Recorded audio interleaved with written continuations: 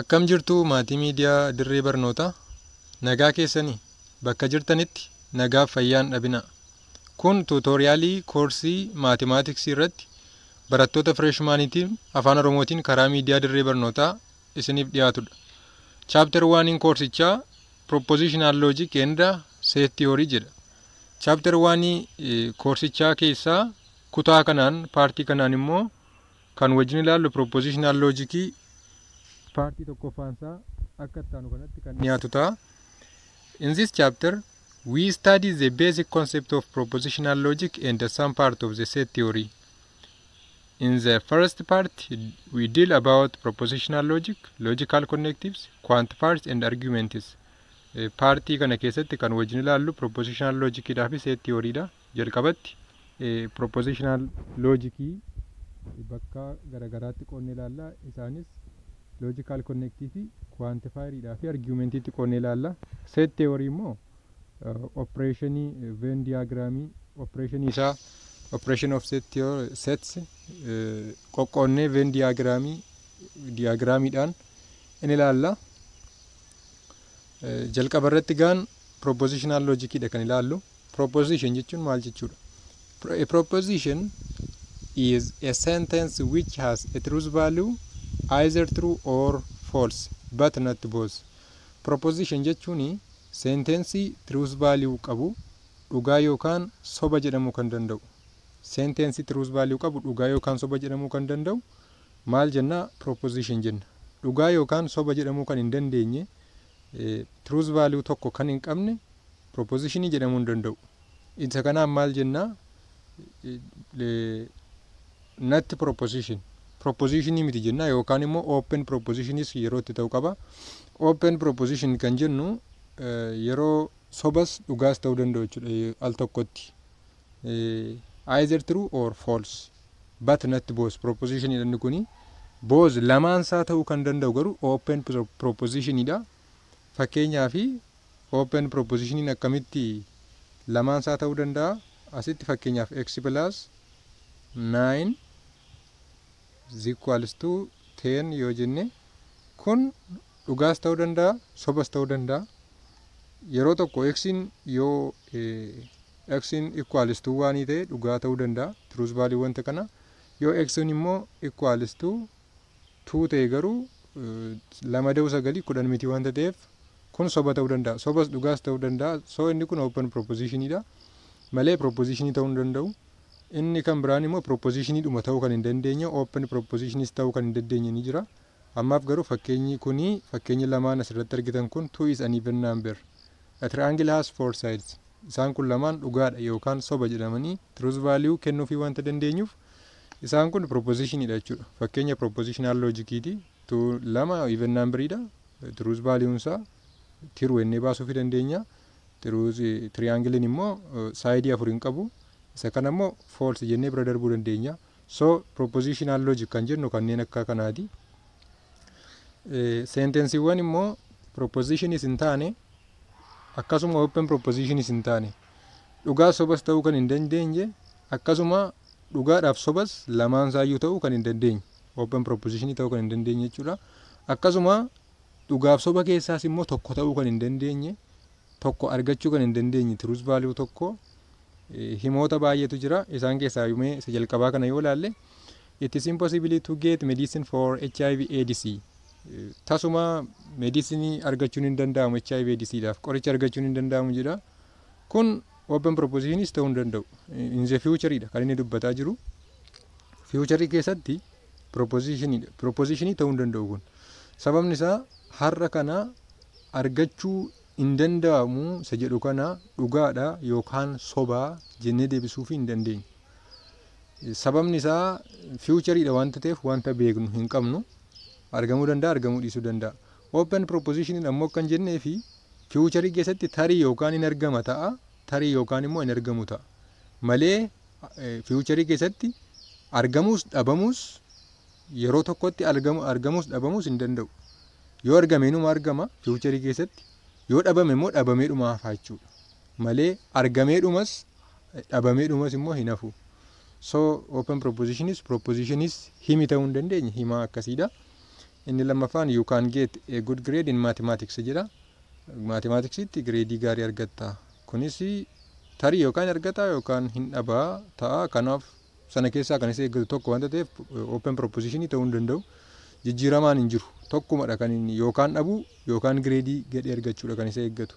Garuu immoo kana ammatti yeroo kanatti dhugaadha yookaan soba jennee deebisuu hin dandeenye fuuchariidha wanta ta'eef. Inni itti aanee jiru God bless you jedha. Waaqayyo si haa eebbisuu jedha. Inni kun eebbumadha malee propositionis open propositionis miti. Namundi kan itti walii galu ta'uu qaba.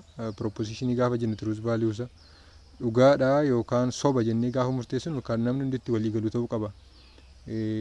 Waaqayyo si haa eebbisu kan jedhu kanatti gaan akkasuma kanas you are good student ati barataa gaariidha jedha.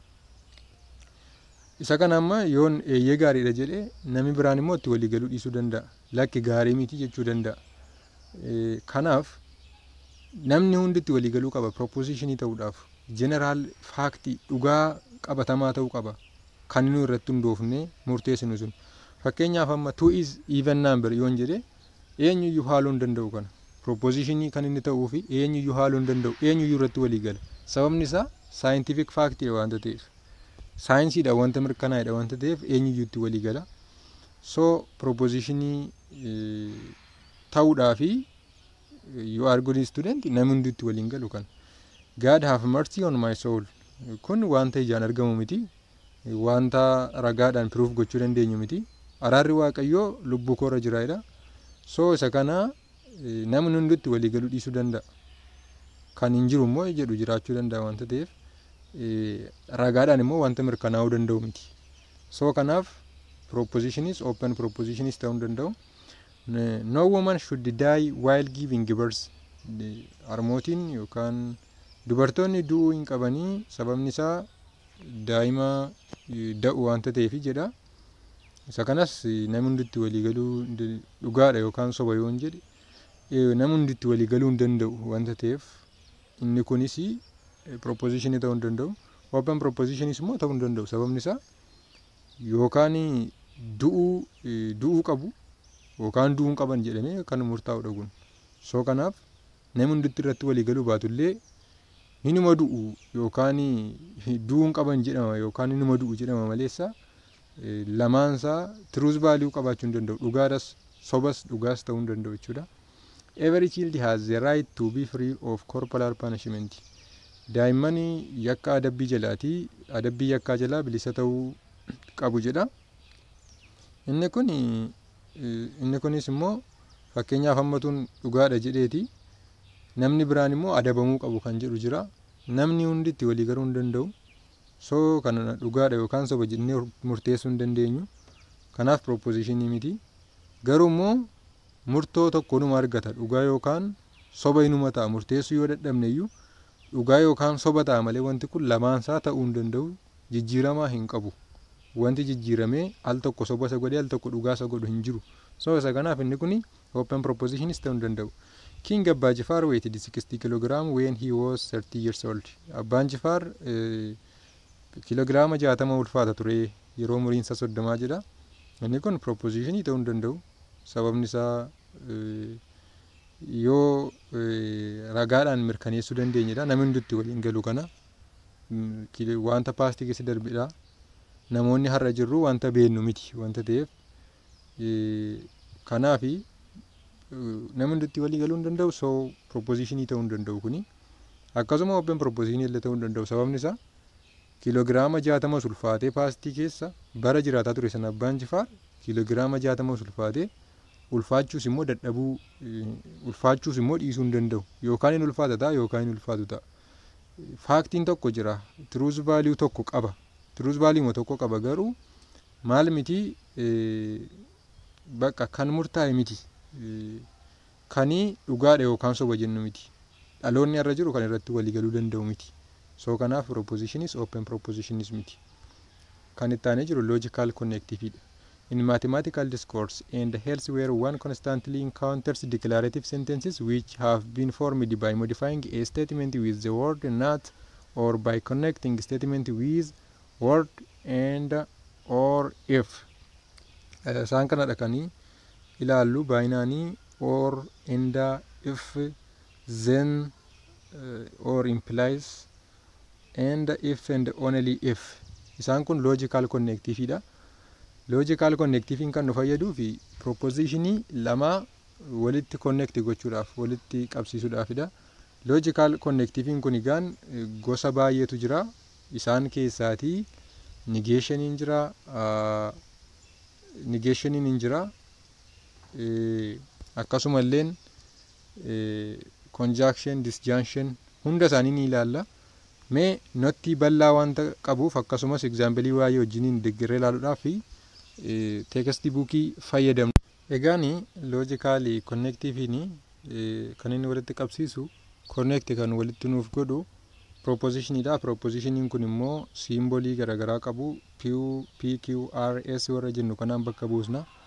Jalqaba irratti gaan proposition keessaati kan ilaallu conjunction isa jedhudha. Conjunctionin yeroo kamidha kanii logical conjunction uumamu? When two propositions are joined with the connective and the proposition formed is a logical conjunction. Yeroo conjunction and tu kanaani mallattoon isaa kanaadha. Yeroo kanaan so yeroo end mallattoo jedhu kanaani yookaan conjunction kanaan proposition lama wal qabatu logical conjunction tu uumama. Logical conjunction of two propositions P and Q is written as haala kanaan barreeffama. Yeroo dubbifamu immoo P and Q or P conjunction Q jennee dubbisuu dandeenya. P and Q are called the component of the conjunction.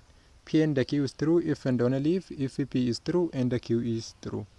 Yeroo walitti combine ta'aniga P daaf Q gabatee kanarraa ilaalaa. Yeroo walitti combine ta'anii kan isaan dhugaa ta'uu danda'an truth value lamaan isaanii erga walitti connect ta'anii booda kan dhugaa ta'uu danda'u yeroo lamaan isaanii true ta'an qofa. Kunoo asitti yoo ilaaltan asitti true kunoo asitti yoo ilaaltanii asitti truedha, asittis truedha. So dhufee logical conjunction isaanii erga walitti makamaniiti erga walitti connect ta'anii truth value isaanii true ta'e. Kana haala garuu isaan lamaan keessaa tokko false taanaan hundumti isaayyuu false ta'a jechuudha. Kana sadan ilaaluu dandeessu. Conjunction jechuun gabaabumatti kanadha. Example biraan jiru isa himaan kennamee jirudha. Inni himaan kennamee jiru consider following proposition. Proposition sadii kenneera. Proposition sadii walitti connect goone ilaalla. Truth value isaanii kennee jira. Sadii odd number isa jedhu true jedha. Nus baafachuu dandeenya kana yoo nuun kennine tees waanuma qabatamaadha wanti inni fidu wanti ta'eef 27 prime number miti false dha. Sababaan capital city of Ethiopia dha true dha. So true false true bakka bu'ee isaanii kan P true dha kan Q false dha kan R immoo true dha wanta ta'eef bakkuma bakka isaa buufna jechuudha. True and true maal ta'a? True and true ni inni addanaa kuni 3 is an odd number and 27 is prime number. Endaadhuma gidduu gashina conjunction dhuma sana. So true and true immoo true and false maal ta'a jennechitti false ta'a jenne. P and R immoo 3 is an odd number and Addis Ababa is capital city of Ethiopia. True and true dha wanta ta'eef inni kun immoo logical conjunction truth value isaan inni walii gala true ta'a. Inni ittaanee jiru inni lammaffaan disjunction isa jedhudha. Disjunctionin isa kana keessaati tokkodha. Disjunctionin gaa gosa logical connective keessaa isa lammaffaadha. Inni kun immoo yeroo kamii kan inni false ta'u al tokko qofa false ta'a. Yeroo lamaan isaanii P and Q ni false ta'an qofadha kan inni false ta'u. Bakka bu'eensa ooriidha. Hima keessatti or kan jedhu fayyadamne connect goona. Hima yeroo connect goonu gaafa dubbifamu P conjunction P disjunction Q jechuu dandeenya. P or Q's jennee dubbisuu dandeenya. Example kana ilaaluu dandeessu gabatee kana baay'ee salphaadha. Kan inni false ta'e yeroo kam qofa al tokko qofa yeroo P dhaaf Q'n false ta'an qofattidha.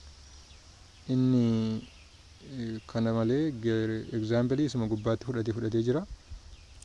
Example P, Q, S, proposition sadii walitti nuu fide truth value isaanii jalqabaa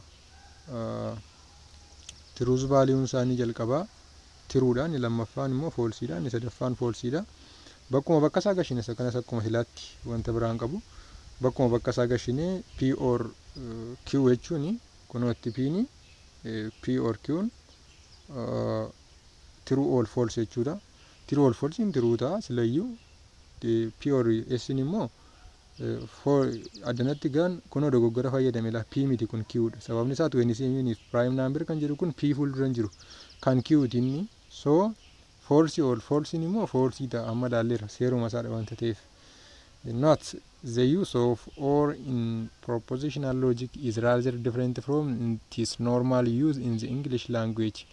Ingiliffaa keessatti language Ingiliffaa keessatti so normally itti fayyadamnu irraa addadha or jechi jedhu kun or jennee akkuma jechoota Ingiliffaa isa kaan keessatti hima Ingiliffaa keessatti fayyadamnutti propositional logic keessattis fayyadamuu hin dandeenyu. Fakkeenyaaf Solomoontu akkas jedha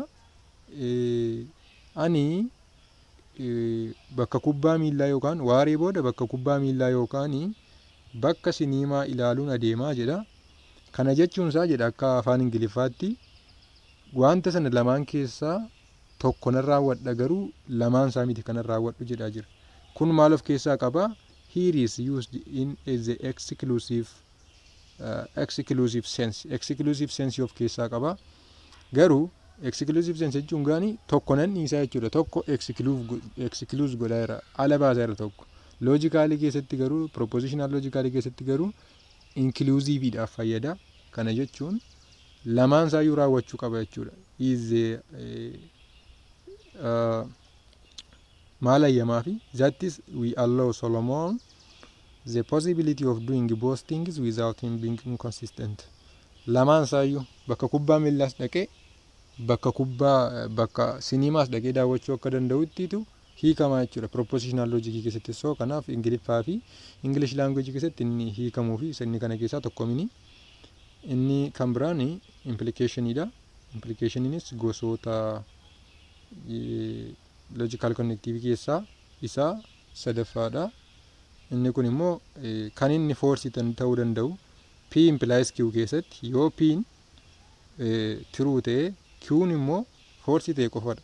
Kanaachi always truth value isaanii yeroo walitti connect ta'an P dhaaf Q'n propositionin kun lamaanii truth value isaanii yeroo hundumaa true dha. Garuu kan false ta'uu danda'u yoo P'n true ta'e Q'n false ta'e qofadha. Implies jennee waamna yeroo hima keessatti walitti hima sana connect goonu if then or this kana fayyadamnee hima keessatti himaan gaafa dhufu walitti connect gochuu dandeenya, walitti finnee barreessuu dandeenya. P ni gaan as keessatti P ni hypothesisdha yookaan antecedentidha isa jalqaba dhufu sanadha. Conditional proposition keessatti jechuudha. Q'n immoo conclusion yookaan consequent isa dhumarraati. Akka kanattidha kan inni fudhatamu. Gabatee kana yoo laaltan bakki inni itti false ta'e kunoo bakka itti Q'n false ta'e P'n true ta'e bakka itti P'n true ta'e Q'n false ta'e qofattidha kan inni false ta'e. Kanaachi bakka hunduma isaatti dhugaa ta'uu danda'eera. Inni sadaffaan inni arfaffaan fakkeenya kana gan haaluma kanaan ilaaluu dandeessu. Baay'ee salphaadha wanta ta'eef irratti yeroo gubuun gaafatu baay'ee isaa exercise irratti yoo wajjin ilaalle gaariidha. Kun asitti inni FP then Q FP kan jedhu kun maaluma express godha. P FP then Q kun hundumti isaanii kan isaan express godhan P implies Q dha. Sanuma haala kanaan dubbisuu dandeenya jechuu barbaadeeti. So inni sadaffaan inni arfaffaan by implicationidha. By implicationin immoo kan inni dhugaa ta'u yoo isaan the same truth values qabaatanidha. Kan inni soba ta'uu danda'u immoo P and Q yoo isaan yeroo hundumaa different truth value qabaatanidha. So by implicationin gaa mallattoon isaa isa kanaanidha kan inni bakka bu'u. By implicationin by implies jennee dubbisna. Gaafa walitti connect goonu hima kan inni soba ta'uu danda'u gaanii yoo isaan different truth value qabaatanidha. Kun asitti yoo ilaaltan false and false ni maal ta'aniiru true ta'aniiru. The same truth value dha. True and true true ta'eera. Kan inni false ta'e garuu true and false false and true yeroo different truth value qabaatanitti false ta'anii jechuudha. So by implication isa kanadha. Inni dhuma logical connective keessaati. Example kan haaluma kana ilaaluu dandeessu. Kun asitti amma garri kun sorry kun asitti different truth value qabu. Inni tokko false dha, inni tokko true dha. Kanaaf truth value by implication isaanii false ta'e. Asitti example kunis true dhaaf true dha kun immoo. So the same truth value wanta qabanii fi by implication isaanii asitti true ta'e jechuudha. Example kun isa kanadha kan inni ibsu. Inni dhuma negation dha. Negation kan jedhudha. Negation immoo kan inni ibsu not jechuudha. Negation jechuun hiikisa faallaadhuma sana jechuudha. Negation of P jechuun faallaa isaa jechuudha. Yoo P ni true ta'e negation of P immoo maal ta'a? False ta'a. Yoo immoo P immoo false ta'e negation of P immoo true ta'a. Kun asitti gabatee kanarraa ilaaluu dandeessu. Negation jechuun faallaadhuma isaa jechuudha. Faallaadhuma isaa kaa'udha. Wanta biraan qabu. Addis Ababa is a city, Addis Ababa is a capital city of Ethiopia jedhee negation isaa immoo truth value isaa true dha mini jechuun negation isaa false ta'a. Akkamitti false ta'a? Natti gidduu gala. Natti kan jedhudha. Idda bu'eensaa isuma keessatti gaafa fayyadamnu. Inni itti aanee jiru exercise dha. Exercise gabaabaa qaba. Portioniin kuni exercise kana wajjin ilaalletu tutorialii keenya kan guyyaarraa goolabna. Exercise kana keessatti inni jalqaba sentence isaanii sentence come to proposition dha. Sentence wan aadha amma da'iitti kennaman kana keessaati come to proposition dha kan jedha. Tokko tokko isaan ilaalla. Inni eerra jiru proposition dha. Sababni isaa 123 prime number jedha. 123 prime number dha kan jedhu irratti kuni dhugaadha yookaan soba jedhamee murteeffamuu danda'a. So kanaaf prime number dha yookaan immoo prime number miti jennee murteessuu dandeenya. So kanaaf kanaan proposition dha jenna. Inni lammaffaan kun immoo 0 is an even number dha. 0 is an even number inni jedhu kunis dhugaadha yookaan soba jennee murteessuu dandeenya. Truth value isaa baasuu yoo barbaachise 0 even number dha. Sababni isaa lamaaf hiramuu danda'a wanta ta'eef. So kanaaf proposition dha. Inni kun immoo proposition dha kan jedhu x square minus 4 is equals to 0. Wantoonni jijjiiramaan akkasii kun proposition miti kun. Sababni isaa open proposition ta'a malee.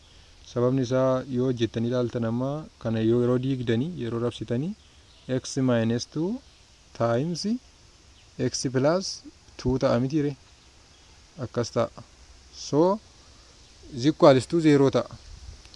X minus 2 plus times x plus 2 is equals to 0 jechuun gaafa hojjettanii ilaaltanii x in al tokko meeqa dhufa? X is equals to 2 and x is equals to negative 2 dhufa. Negative 2 dha kan inni dhufu. So gatii murtaa'aa tokko hin arganne. X in 2 dha. X in negative 2 dha. Kuni open proposition dha malee isa proposition ta'uu hin danda'u. Utuu x in gatii murtaa'aa tokko dhufeera ta'eeti maybe ta'uu danda'a. Multiply 5x plus 2 by 3 jedha. 5x lama ida'u lama 3 by 3 jedha. Kun x in jijjiiramaadha wanta ta'eef kunis ta'uu hin danda'u. Proposition ta'uu hin danda'u. So inni irra jiru immoo what is an impossible question. Silumayyuu wanta akka gaaffii wanta akka raajeffannoodha ta'uu hin danda'u. Proposition ta'uu hin danda'u jennee irraa wanta ta'eef inni kunis ta'uu hin danda'u. Inni lammaffaarraa baay'ee salphaadha. State is a negation of each of the following statements. Negation ima isaa barreessedha. Not ima gidduu gashitu malee wanta biraan qabu. 2 is a rational number. So negation isaa 2 is not rational number. 0 is not a negative integer. Not ima gidduudha balleessitu 0 is negative integer jenna. 111 is a prime number. It is not a prime number jenna jechuudha negation isaa immoo. Inni itti aanee jiru p let p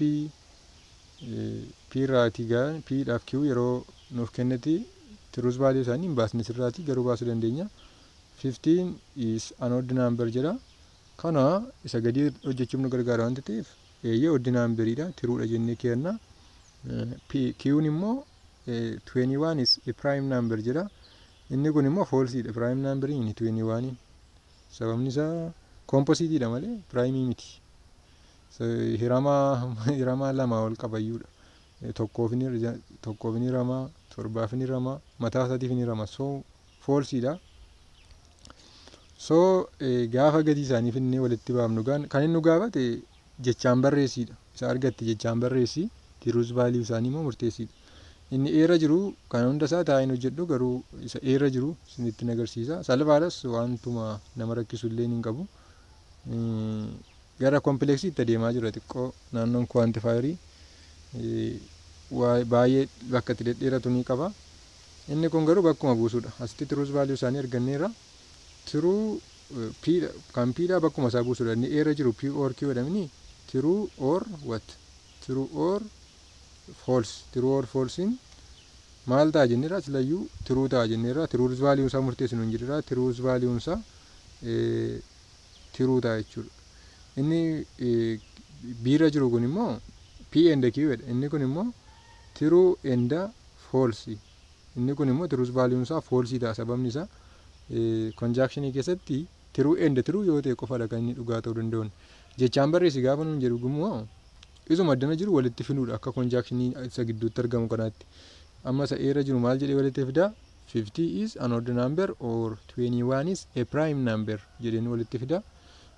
Biirattis kan jijjiiramu conjunction isuma gidduu jiru sanadha bakka bu'ee sanadha. Endaadhumaan ooriidhumaan endaatti jijjiira. 15 is an odd number and 21 is a prime number in jedha jechuudha. So gaaffii sadaffaan kana yommuu ta'u inni dhuma gabatee kana guutii jedha. Kun salphaadha. So asitti yoon isinitti agarsiise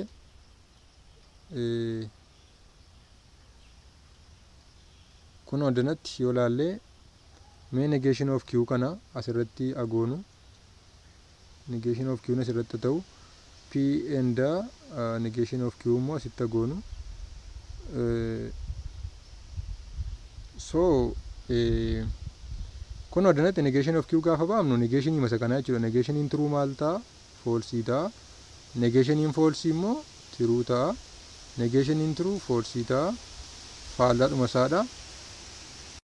So yeroo walitti fidnu gaan amma negation of q arganneerra p and negation of q amma immoo p kanaa fi negation of q kana walitti fidna. P in jalqaba irratti tiruudha. Negation of q immoo kunoo asii falseidha. True and false maal ta'a? True and false in false ta'a. False and sorry addana miti. True and true immoo true ta'a. False and false immoo false ta'a. False and true immoo false ta'a jechuudha. So xumurree jirra. Tutoriyaaliin koorsii maatimaatiksii irratti freshmaaniidhaaf dhiyaachuu jalqabe egaa kutaa tokkoffaan kana fakkaata. Kutaa lammaffaa isaatiin walitti deebina. Kutaa lammaffaadhaan compound or complex propositions kan jedhutti walitti deebina. Warri haaraan YouTube channel Dirree Barnootaa subscribe godha. Nagaadhaan tura. Bye bye.